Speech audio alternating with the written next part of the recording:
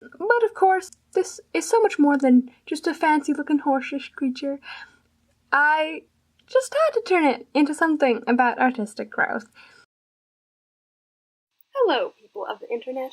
I'm here once again doing what I did several weeks ago, and that is a collab with aartadventure. And just like I did last time, I'm participating in the Google Alphabet Animal series, if that's what it's called, I don't really know.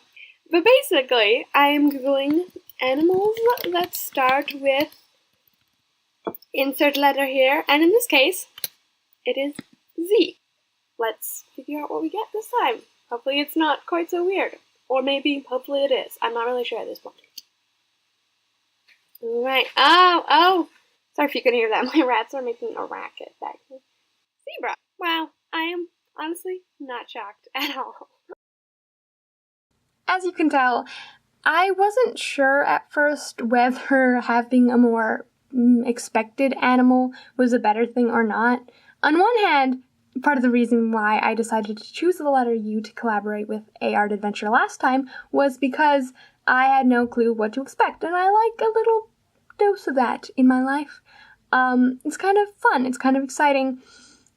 But on the other hand, if you watched the last video, you'll know that caused me quite a bit of trouble. I had to figure out what to do with the Uakari and how to paint it in a way that I was going to be happy with it, because it is quite an odd-looking animal, let's be honest. But for the zebra, it's pretty straightforward. There's not a lot of unexpected turns. It's basically just a fancy-looking horse. But of course, this is so much more than just a fancy-looking horse-ish creature. I just had to turn it into something about artistic growth. And we're back at the old planning thing again. I started my channel off with a video talking about how I wanted to do more planning because I just felt like I wasn't getting anywhere by just doing things spontaneously. I was just going back to my same old patterns.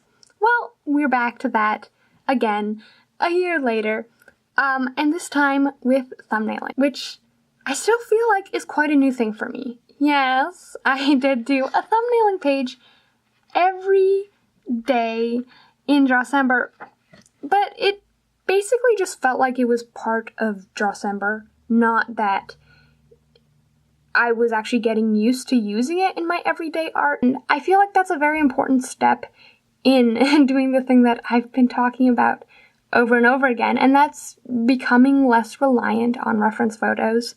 I just feel a little bit stuck here.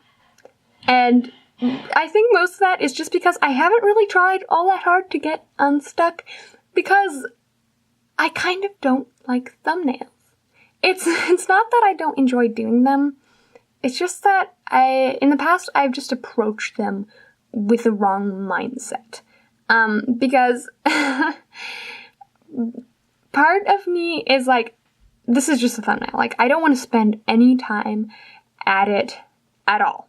Like, I just want to be done with it. I want to just figure out what I'm doing, and I want to do it. And I want to spend all of my time and effort into the final piece. If it's not the final piece, why am I doing this? It just feels kind of useless. I know it's not useless, but it feels like that. And then there's the perfectionist side of me who, even though I want to spend like 5 seconds on a thumbnail, I also want it to look like I spent an hour. So I've always done a thumbnail, done it really sloppily, been really unhappy with it, and then just given up. So I know I kind of have to find a balance between putting a little more effort into it, but not throwing wads of time on it, because I know that's just going to frustrate me. And I'm not much of a planner. I'm not. So I decided for this drawing, I was just going to try to figure out a way to incorporate thumbnailing in a way that won't frustrate me, and I'll get what I need out of it. And this isn't something that I feel like I need to have for every single drawing. I seriously doubt I'm ever going to do that. But I want to have it at least an option so that if I need to figure out something, I can do that, and I can do it without being frustrated and with a pretty good idea of what I want to do. So here's my attempt.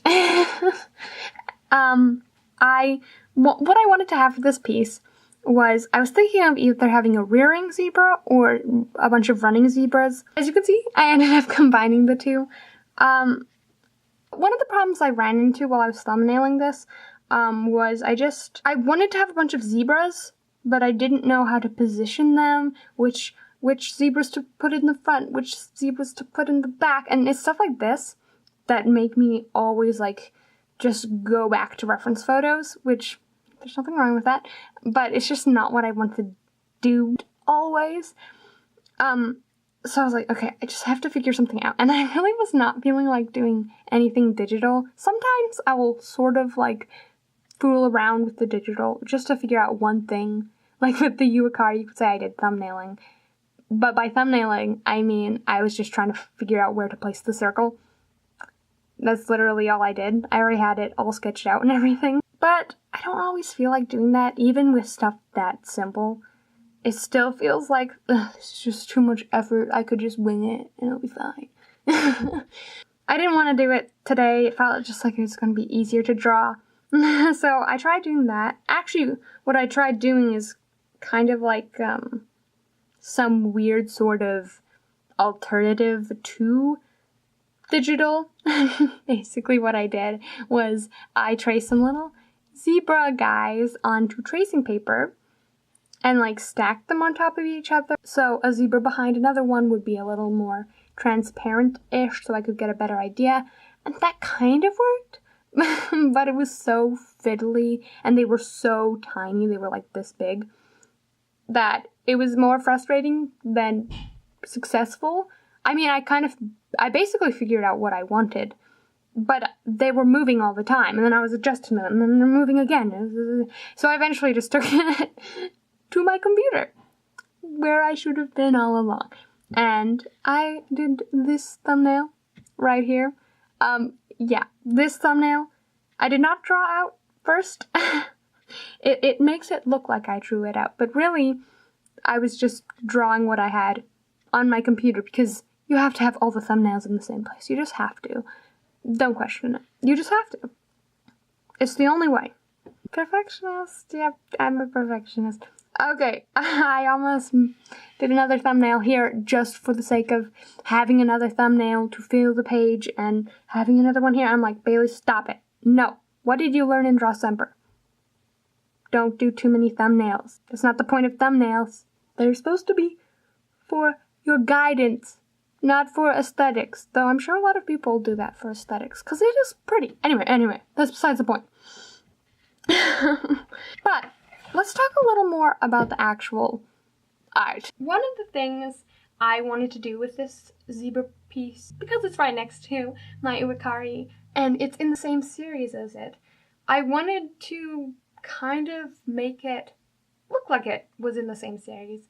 So I did the same circle thing.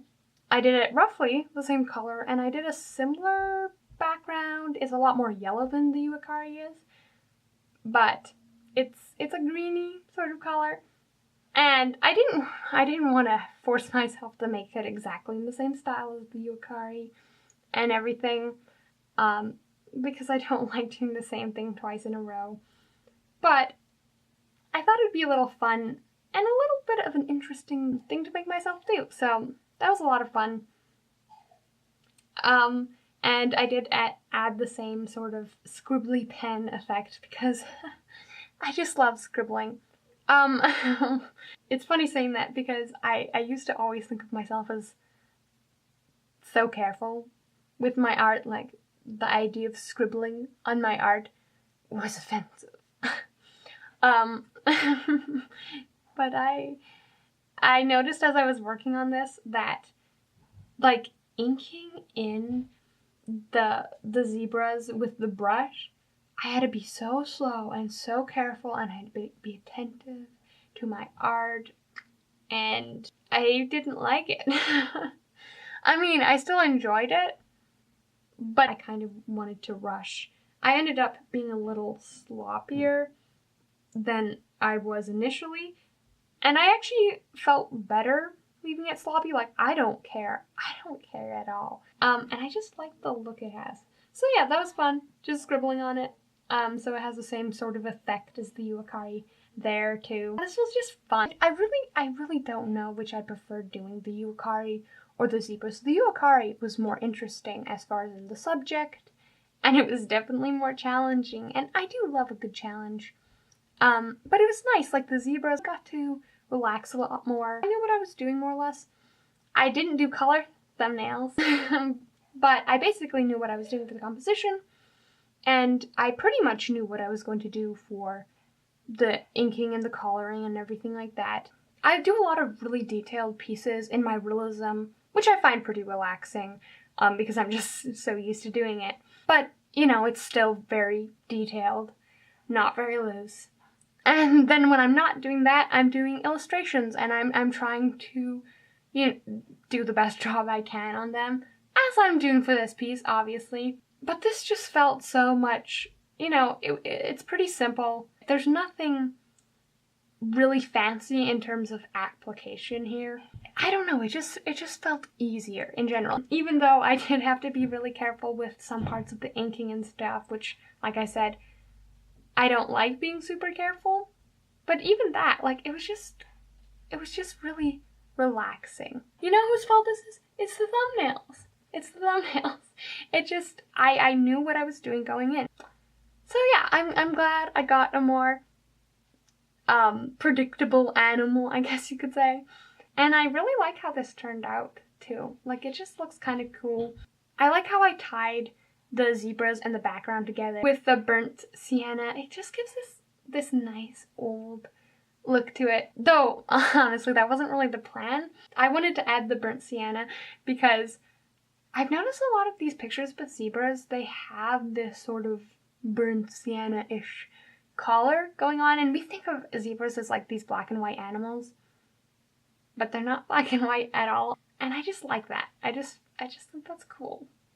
I know I've been saying this whole video that, you know, I was doing new territory, I was figuring out the thumbnailing thing, and all that's true, like, that's new to me, but as new as it was, it really didn't feel very, like, stressful, and I didn't have to think about it too much.